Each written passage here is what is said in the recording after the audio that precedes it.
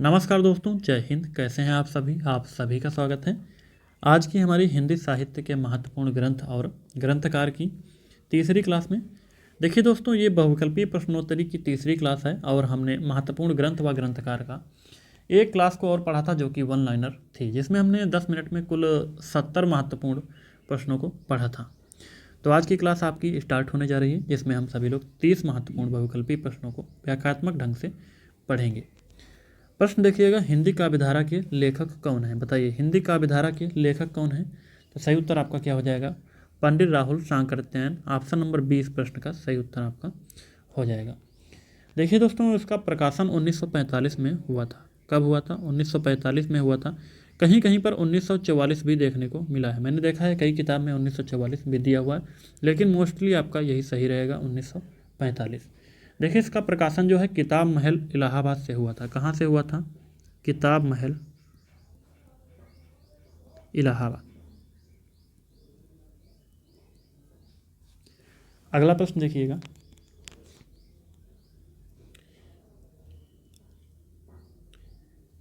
हिंदी साहित्य के इतिहास लेखन की परंपरा में मिस्र बंधुओं ने किस ग्रंथ द्वारा अपना महत्वपूर्ण योगदान दिया है? बताइए, किस ग्रंथ द्वारा जो है अपना महत्वपूर्ण योगदान दिया है, पूछा गया है। तो बिल्कुल सही उत्तर आपका क्या हो जाएगा? मिस्र बंधु विनोद। यानी ऑप्शन नंबर सी इस प्रश्न का सही उत्तर आपका हो जाएगा, मिस्र बंधु विनोद। ठीक है। देखिए दोस्तों, इसका प्रकाशन जान लीजिएगा। तो ये 4 भाग में इसकी रचना की गई है। कितने भाग में? 4 भाग में। और सबसे पहले इसके 3 भागों का जो है प्रकाशन किया गया है 1913 में। बचा हुआ एक भाग जो है दोस्तों, उसका प्रकाशन 1934 में किया गया है। 1934 में चौथा भाग। ये यहाँ पर जो है 3 भाग। ठीक है, काफ़ी महत्वपूर्ण है इनकी ये रचना, इतिहास ग्रंथ है। अगला प्रश्न देखिएगा। प्रश्न है दोस्तों, हिंदी साहित्य का अतीत के लेखक कौन है? बताइए, हिंदी साहित्य का अतीत है, इसके लेखक कौन है? इतिहास ग्रंथ है, पूछा गया है। तो विश्वनाथ प्रसाद मिश्र बिल्कुल सही उत्तर आपका ऑप्शन नंबर ए हो जाएगा, विश्वनाथ प्रसाद मिश्र। देखिए, इसका 2 भाग में प्रकाशन हुआ था। पहला जो भाग था दोस्तों, पहला भाग इसका प्रकाशन हुआ था 1959 में, और जो दूसरा भाग था दोस्तों, इसका प्रकाशन 1960 में हुआ है। देखिए, बात करें विश्वनाथ त्रिपाठी जी की, तो इनका भी एक काफ़ी महत्वपूर्ण ग्रंथ है, हिंदी साहित्य का सरल इतिहास। क्या है दोस्तों? हिंदी साहित्य का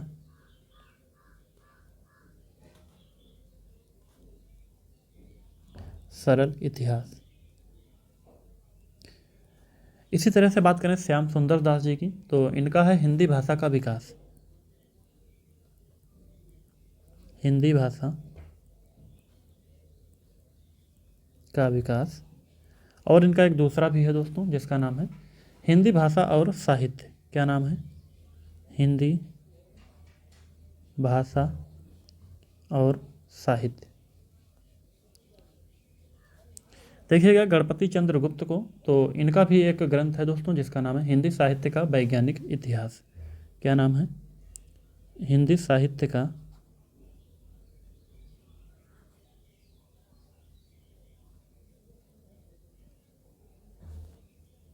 वैज्ञानिक इतिहास। ये सभी काफ़ी महत्वपूर्ण है दोस्तों, आप सभी लोग नोट कर सकते हैं।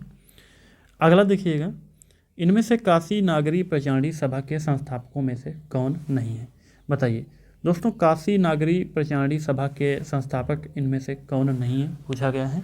काफ़ी महत्वपूर्ण प्रश्न है। तो बाबू श्याम सुंदर दास, ठाकुर शिव कुमार सिंह, या फिर राम नारायण मिश्र, या फिर रामचंद्र शुक्ल। तो बिल्कुल सही उत्तर आपका ऑप्शन नंबर डी हो जाएगा।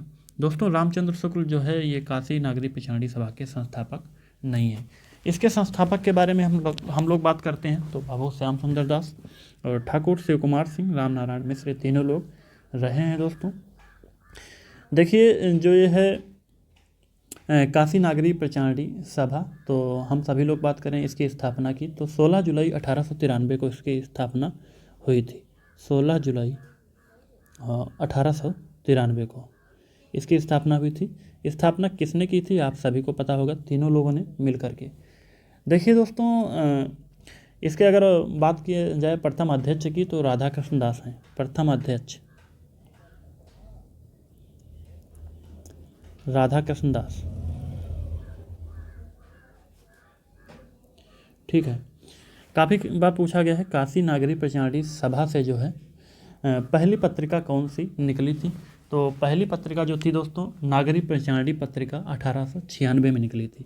कब निकली थी? 1896 में नागरी प्रचारणी पत्रिका ये पहली बार निकली थी। कैसी थी पत्रिका? तो त्रैमासिक थी।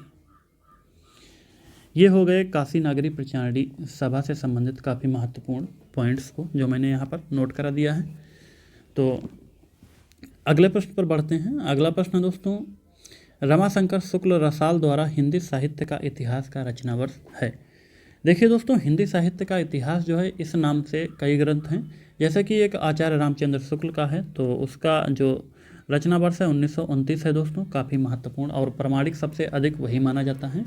यहाँ पर पूछा गया है रमाशंकर शुक्ल द्वारा रचित, तो बिल्कुल सही उत्तर आपका ऑप्शन नंबर ए हो जाएगा 1931। ठीक है 1931। देखिए एक और हिंदी साहित्य का इतिहास है जिसका रचना वर्ष 1973 है। कब है? 1973 है। ये किसका है? ये डॉक्टर नागेंद्र का है। डॉक्टर नागेंद्र और हरदयाल का है। अगला प्रश्न देखिए दोस्तों आचार्य रामचंद्र शुक्ल ने शब्द सागर में लिखित किस शीर्षक लेख को परिवर्तित करके हिंदी साहित्य का इतिहास लिखा है? बताइए। काफ़ी महत्वपूर्ण दोस्तों ये प्रश्न है। तो बात करें हम सभी लोग हिंदी साहित्य का विकास, ऑप्शन नंबर डी इस प्रश्न का सही उत्तर आपका हो जाएगा। देखिए हिंदी साहित्य का विकास शीर्ष को बदलकर हिंदी साहित्य का इतिहास नाम से जो है पुस्तक लिखी थी इन्होंने। ये पुस्तक जो है नागरी प्रचारणी सभा द्वारा प्रकाशित हुई थी। कब प्रकाशित हुई थी? तो 1929 ईस्वी में। और हिंदी शब्द सागर की भूमिका के तौर पर जो है लिखी गई थी। अभी आगे प्रश्न आपको आएगा, ये सभी चीज़ें जो है आगे देखने को मिलेंगी। ठीक है अगला प्रश्न देखिए। अगला प्रश्न है दोस्तों हिंदी साहित्य के इतिहास के संदर्भ में निम्नलिखित जो है कथन किसका है? बताइए ये कथन किसका है?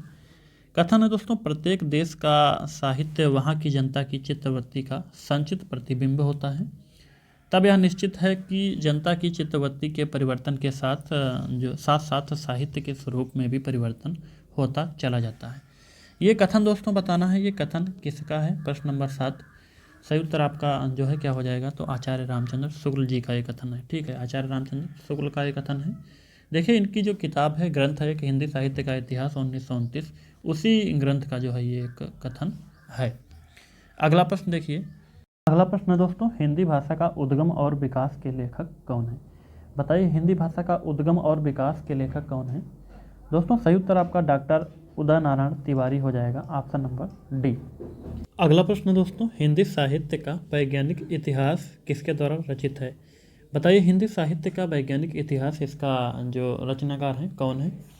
सही उत्तर क्या हो जाएगा आपका? तो देखिएगा दोस्तों इसके रचनाकार गणपति चंद्र गुप्त हैं। बिल्कुल सही उत्तर आपका ऑप्शन नंबर डी में मिलेगा, गणपति चंद्र गुप्त। बात करें दोस्तों इसके रचना वर्ष की तो 1965 हो जाएगा। क्या हो जाएगा? 1965 ईस्वी हो जाएगा। ये जो है 3 खंडों में विभाजित है। कितने खंडों में? तो 3 खंडों में। अगला प्रश्न देखिए हिंदी साहित्य का आलोचनात्मक इतिहास किसके द्वारा लिखा गया है? बताइए हिंदी साहित्य का आलोचनात्मक इतिहास किसके द्वारा लिखा गया है? तो राम कुमार वर्मा का है ये। बिल्कुल सही उत्तर आपका ऑप्शन नंबर डी हो जाएगा, राम कुमार वर्मा। देखिए इसका प्रकाशन वर्ष देख लीजिएगा तो 1938 ईस्वी इसका प्रकाशन वर्ष है। कितना है? 1938 ईस्वी। अगला प्रश्न दोस्तों जॉर्ज ग्रियर्सन की रचना का हिंदी में अनुवाद किसने किया? बताइए हिंदी में अनुवाद किसने किया था? सही उत्तर आपका हो जाएगा किशोरी लाल गुप्त। देखिए इन्होंने जो है जॉर्ज ग्रियर्सन की एक रचना है the modern vernacular literature of Hindustan, जिसका प्रकाशन वर्ष 1888 ईस्वी है। तो इसी का जो है हिंदी अनुवाद किशोरी लाल गुप्त ने किया था। काफ़ी महत्वपूर्ण प्रश्न है आपका। अगला देखिएगा मिश्र बंधुओं ने जो है मिश्र बंधु विनोद ग्रंथ में लगभग कितने कवियों का वर्णन किया है? बताइए लगभग जो है कितने कवियों का वर्णन किया है? तो 5000 कवियों का वर्णन किया है। कभी कभी एग्जैक्ट संख्या पूछी जाती है तो 4591 कवियों का वर्णन इसमें जो है किया है इन्होंने। तो मिश्र बंधुओं का एक ग्रंथ है दोस्तों मिश्र बंधु विनोद, काफ़ी प्रसिद्ध ग्रंथ है। ठीक है बात करते हैं दोस्तों इसके रचना वर्ष की। तो रचना वर्ष इसका 1913 में हुआ था। ठीक है 1913 में प्रकाशन हुआ था और 1934 में प्रकाशन हुआ था। देखिए इसके 4 भाग थे। तो पहले नंबर में 3 भाग का प्रकाशन हुआ था 1913 में, चौथा भाग जो बचा था दोस्तों उसका प्रकाशन 1934 ईस्वी में हुआ था। काफ़ी महत्वपूर्ण है ये। अगला प्रश्न देखिएगा, हिंदी साहित्य के बृहद इतिहास लेखन में अग्रणी संस्था कौन सी है? बहुत ही महत्वपूर्ण प्रश्न है, आपको बताना है। हिंदी साहित्य के बृहद इतिहास लेखन में अग्रणी संस्था कौन है? तो दोस्तों नागरी प्रचारणी सभा काशी है। ठीक है, बिल्कुल सही उत्तर आपका हो जाएगा ऑप्शन नंबर बी। देखिए नागरी प्रचारणी सभा काशी, बिल्कुल सही उत्तर आपका हो जाएगा। अगला प्रश्न देखिए, स्केच ऑफ हिंदी लिटरेचर के लेखक कौन है? बताइए, स्केच ऑफ हिंदी लिटरेचर के लेखक पूछा गया है, इसके लेखक कौन है? प्रश्न नंबर 14, काफ़ी महत्वपूर्ण है। तो इसका पादरी एडिसन ग्रीव्स हो जाएगा, पादरी Edison Greaves. Option number A इस प्रश्न का सही उत्तर आपका है, ऑप्शन नंबर ए। ठीक है, देखिए इसके रचना वर्ष की अगर बात करें हम सभी लोग, इसका प्रकाशन कब इन्होंने किया था? तो 1917। कब हुआ था? 1917 में हुआ था। अगला प्रश्न देखिए,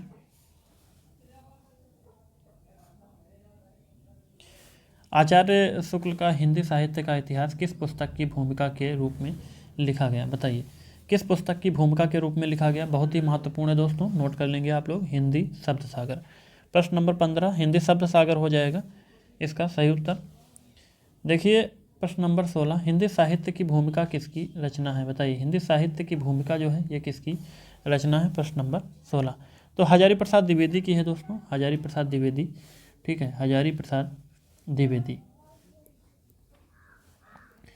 देखिए इसका प्रकाशन कब हुआ था? तो इसका प्रकाशन 1940 में हुआ था। कब हुआ था?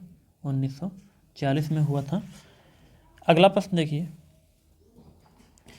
हिंदी साहित्य का संक्षिप्त इतिहास के लेखक कौन है? बताइए, हिंदी साहित्य का संक्षिप्त इतिहास के लेखक कौन है? प्रश्न नंबर 17 बताना है आपको, इसके लेखक कौन है। तो हिंदी साहित्य का जो सरल इतिहास यहाँ पर कर लीजिएगा, सरल। ठीक, हिंदी साहित्य का सरल इतिहास तो एक इसका है, विश्वनाथ त्रिपाठी जी का है, विश्वनाथ त्रिपाठी, बिल्कुल सही उत्तर आपका हो जाएगा।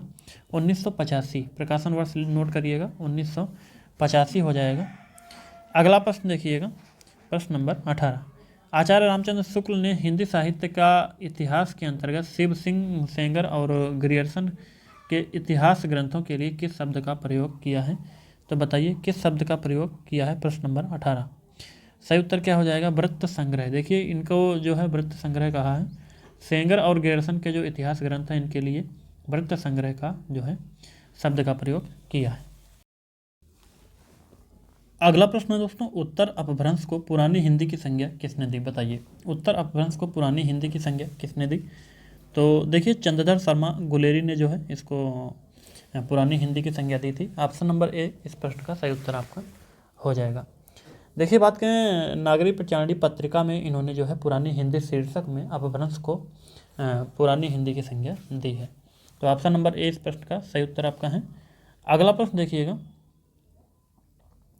हजारी प्रसाद द्विवेदी द्वारा रचित इतिहास ग्रंथ इसमें से कौन सा नहीं है? बताइएगा, हजारी प्रसाद द्विवेदी का इसमें से कौन सा इतिहास ग्रंथ नहीं है? प्रश्न नंबर 20 सही उत्तर क्या हो जाएगा? हिंदी साहित्य की भूमिका, हिंदी साहित्य का आदिकाल, हिंदी साहित्य उद्भव और विकास, हिंदी भाषा का विकास।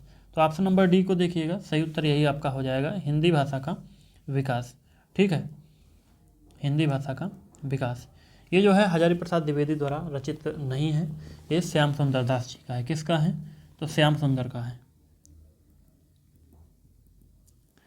देखिए इसका जो प्रकाशन वर्ष है वो 1924 है, 1924। तो ऑप्शन नंबर डी इस प्रश्न का सही उत्तर आपका हो जाएगा।